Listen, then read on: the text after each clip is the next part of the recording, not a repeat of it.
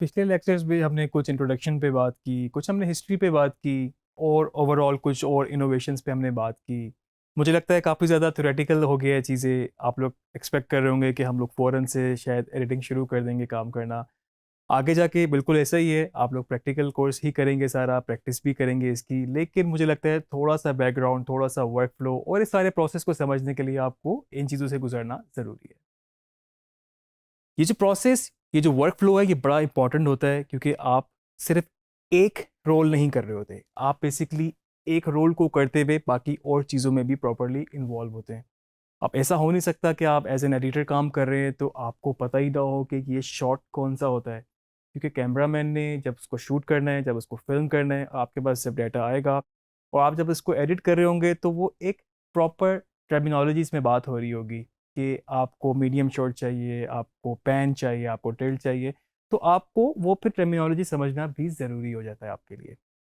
अभी हम बात करते हैं प्रोसेस की, वर्क फ्लो की। तो बेसिकली हमारे पास इस वक्त ओवरऑल अगर मैं फिल्म मेकिंग की बात करूं तो हमारे पास कोई 5 मेन चीज़ें हैं, जिसमें सबसे पहला हमारे पास जो प्रोसेस या जो हमारा फेज़ है वो डेवलपमेंट फेज़ है। डेवलपमेंट के बाद हम लोग जाते हैं अपने प्री प्रोडक्शन में। प्री प्रोडक्शन के बाद हम लोग आते हैं अपने प्रोडक्शन में। फिर हम पोस्ट प्रोडक्शन और उसके बाद फिर डिलीवर और डिस्ट्रीब्यूशन में। तो ये जो पांचों चीज़ें हैं, थोड़ा सा मैं इनको मज़ीद एलेबोरेट कर देता हूँ आपके लिए। सबसे पहले आप जब आते हैं डेवलपमेंट फेज़ में तो उस वक्त आपके पास जो भी प्रोजेक्ट होता है जस्ट एक आइडिया है। आपने किस तरीके से उसको एग्जीक्यूट करना है, क्या क्या रिसोर्सेज चाहिए होंगे, तो आपके पास इस वक्त दिमाग में आइडिया है। आप उसको थोड़ा सा उस पर काम शुरू कर देते हैं। जितना बड़ा वो प्रोजेक्ट होगा उसके लिए बजट्स इन्वॉल्व होंगे, आपको पार्टनरशिप चाहिए होंगी, आप लोग मे भी दोस्तों के साथ मिलके बना रहे हैं, मतलब या कमर्शियली बना रहे हैं, तो आपको वो सारी चीज़ों पे थोड़ा सा सोचना शुरू कर देते हैं। आप टॉपिक डिसाइड कर लेते हैं कि आपका मेन टॉपिक क्या होगा, किस तरीके से आप उसको एग्जीक्यूट करेंगे। इसके बाद फेज में हम चले जाते हैं प्री प्रोडक्शन में। प्री प्रोडक्शन और डेवलपमेंट फेज काफ़ी मिलते जुलते हैं, लेकिन प्री प्रोडक्शन ऐसा फेज है जहां पर आपके पास चीज़ें ऑन पेपर आना शुरू हो जाती हैं। जो आपने सोचा, मे बी आपने सिर्फ 2 लाइनों में सोचा था कि मैं एक फिल्म बनाऊंगा जिसका टॉपिक ये होगा और जिसका मैसेज मेरा ये होगा। लेकिन जब आप ऑन पेपर्स गए हैं तो आप फर्दर उस पर काम करना शुरू हो जाएंगे कि उसको आपने जब एग्जीक्यूट करना है, जिस तरह आपने उसको फिल्म करना है, तो वो किस तरीके से पॉसिबल होगा। ऑन पेपर पे आप अपनी कास्ट को, अपने इक्विपमेंट को, क्रू मेंबर्स को, आप अपने शूटिंग डेट्स को, आपने कहीं पर रैकी करनी है, आप जाके लोकेशंस को स्काउट करेंगे, आप वेदर को समझेंगे, आपने कहीं ट्रैवल करना है, लॉजिस्टिक देखेंगे। और जिस तरह से भी जो जो डिपार्टमेंट, जो जो क्रू, जो जो इक्विपमेंट इन्वॉल्व होगा, उनको आप फर्दर लाइन अप करना शुरू हो जाएंगे ऑफिशियली। इसके बाद अगर मैं आपसे बात करूं तो आप प्री प्रोडक्शन के बाद जाते हैं अपने प्रोडक्शन फेज में। प्रोडक्शन फेज आपका बड़ा इंपॉर्टेंट फेज, जहां पर आपका मेन एक्शन जो है इस वक्त होता है। आपकी जितनी अच्छी प्री प्रोडक्शन होगी उतना ही अच्छा आपका प्रोडक्शन फेज होगा। फिल्म इन्वायरमेंट में जहाँ पर बहुत सारा क्रू इन्वॉल्व है, जहाँ बहुत सारे रिसोर्सेज इन्वॉल्व हैं, वहाँ पर आपको अपनी प्री प्रोडक्शन इतनी अच्छी रखनी पड़ती है कि आपको प्रोडक्शन में कोई मसला ना आए। और अगर बाय चांस कोई मसला होता भी है तो आपको ये मार्जिन ना हो कि आपको वो दोबारा से फिल्म करना पड़े।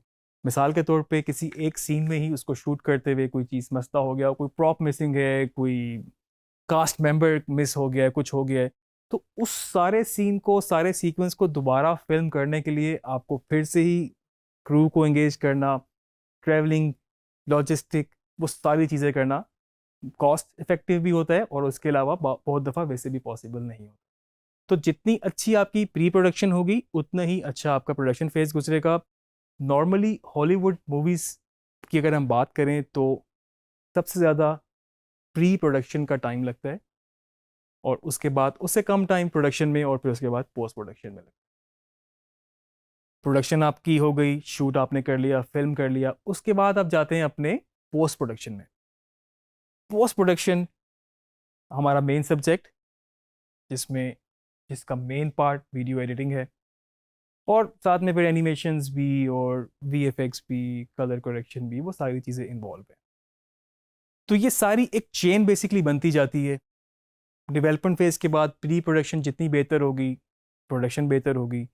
प्रोडक्शन जितनी अच्छी होगी, टू द पॉइंट शूट होगा, अच्छा शूट होगा, क्लैरिटी के साथ शूट होगा, अच्छे लॉग्स बने होंगे, प्रॉपर ऑर्गेनाइज तरीके से बना होगा, उतनी ही आसानी आपको अपने पोस्ट प्रोडक्शन प्रोसेस में होगी। मतलब ये बहुत मुश्किल हो सकता है आपके लिए कि आप फ्रस्ट्रेशन के साथ काम करें। आपको एक शॉट ढूंढने के लिए पूरे डाटा को स्क्रॉल डाउन करना पड़े, उसमें से ढूंढना पड़े, फिर आपको वो एक शॉट मिले। तो उससे बहुत बेहतर होता है कि आप अपने लॉग्स वगैरह मेंटेन रखते हैं और आपको सारा वर्क फ्लो के हिसाब से स्टेप बाय स्टेप चीज़ों का बताए। और आगे लेक्चर्स में हम मज़ीद इसको देखेंगे भी किस तरीके से हम किन स्टेजेस के साथ हम एडिटिंग करते हैं।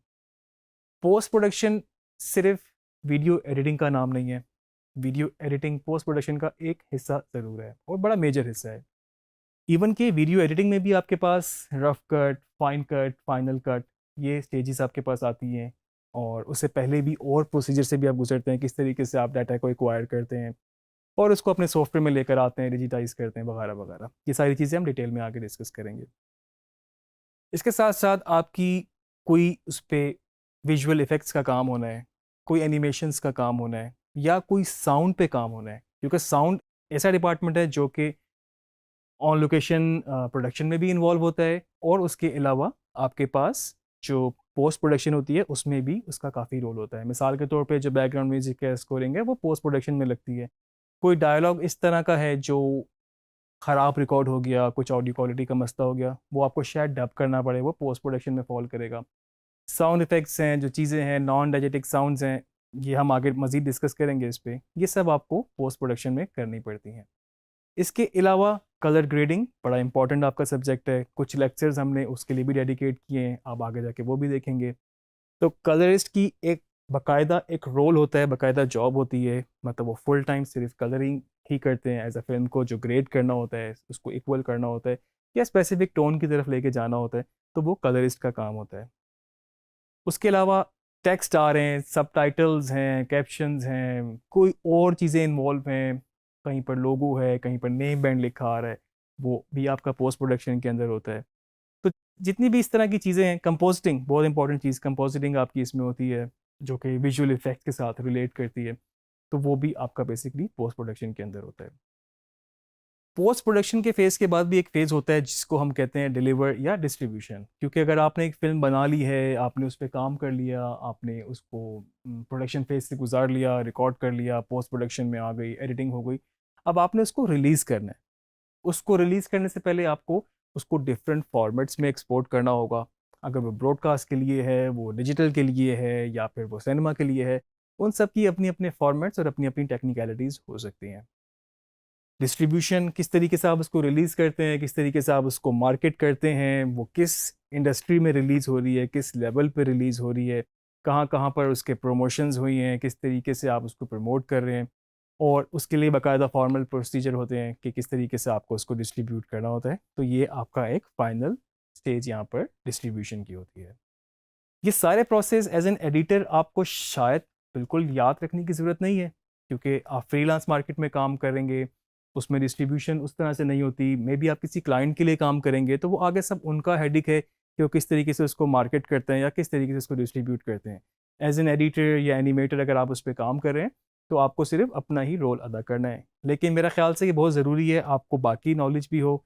अगर आप अपने इंडिपेंडेंटली काम करते हैं, कुछ आप यूट्यूब पे करते हैं, कुछ एज एन कंटेंट क्रिएट करते हैं, या फिर वीलॉग्स भी बनाते हैं, तो उसकी डिस्ट्रीब्यूशन भी बेसिकली एक काम है, बेशक वो डिजिटल मीडियम्स पर है।